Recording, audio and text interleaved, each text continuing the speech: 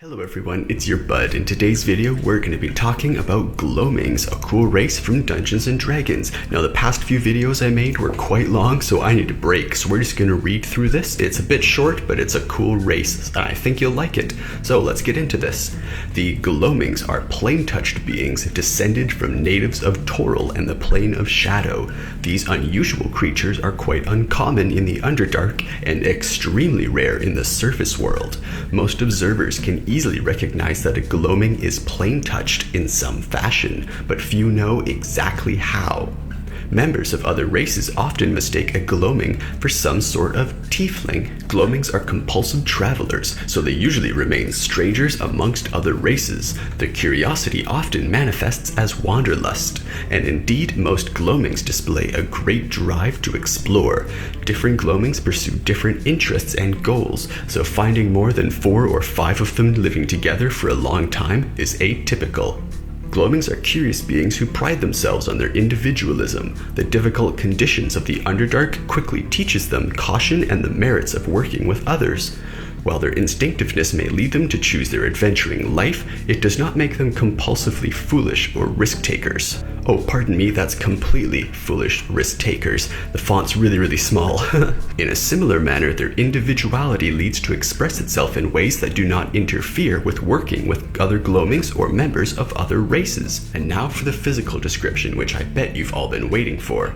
A gloaming is a pale, skinny humanoid with cat-like eyes and dark, furry wings. Their skin is naturally luminescent, and they can control its glow, choosing a degree of illumination from none to as bright as a torch. Typical gloaming has 1 or more tattoos that create interesting shading effects when their skin glows. Their eyes have slightly oval pupils and reflect lights like a cat's. This property makes them seem almost metallic in dim light, though in ordinary light they appear gray, green gray, blue gray, or violet gray. A gloaming's wings may be black or any deep shade of brown or gray. Now for the relations. Though gloamings are rampant individuals, almost all share similar attitudes towards a few other races, in particular the Drow, the Mind Flayers, and the Plane-Touched. Gloamings harbor a deep-seated racial hatred of the Drow. One legend holds that the Drow learned how to cast the Cloak of Dark Power spell only after capturing, torturing, and experimenting on many unfortunate gloamings, and the attitude of the latter towards the Dark Elves tends to lend credence to this fate. Interestingly, Mind Flayers often leave gloamings untouched unless provoked. Illithids find gloaming brains unpalatable, and experience has shown that the luminescent winged humanoids make for poor slaves. Gloamings are also often fascinated with other plane-touched races, especially the Genasi and Tieflings. They view such beings as kindred spirits of their interplanar descendants, and sometimes even call them cousins. Aside from the Drow, Mind Flayers, and Plane-Touched, gloamings have no universally held opinions of other races. Likewise, no other race has enough contact with gloamings to form a widespread opinion or prejudices. And now for the alignment. Gloaming philosophies and behavior run the gauntlet of possibilities, but they are usually contrary to the dominant alignment of the area. For instance, chaotic evil communities rarely include chaotic evil gloamings, but they might have gloamings of any other alignment. Likewise, the gloamings who live among mostly neutral beings are generally inclined towards extremes of behavior on both sides of the lawful, chaotic, and the good-evil axis. And now for religion.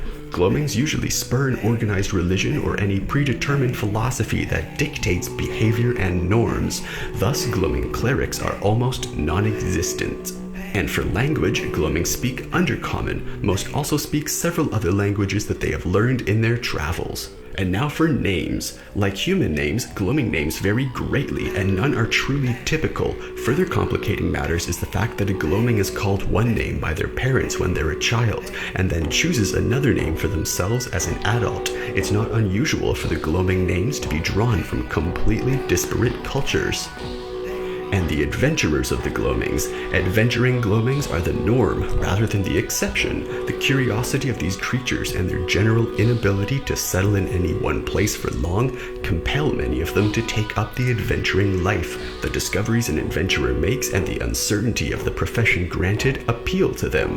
Though Gloamings are naturally long-lived, the urge to travel and explore comes quite early, so few of them live to reach such old ages. Now for regions, it does mention the Gloaming region. I don't know exactly what that is, but it also says Gloamings who have gained knowledge and experience in Toril often turn their attention to the plains and travel there as well.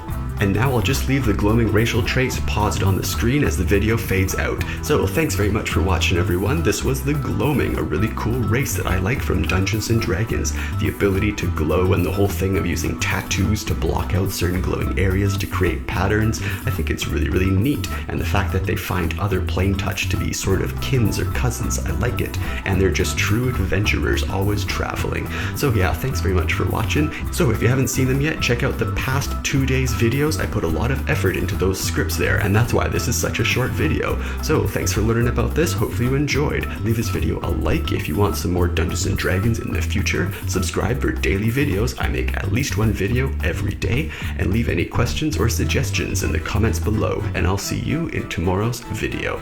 Thanks for watching.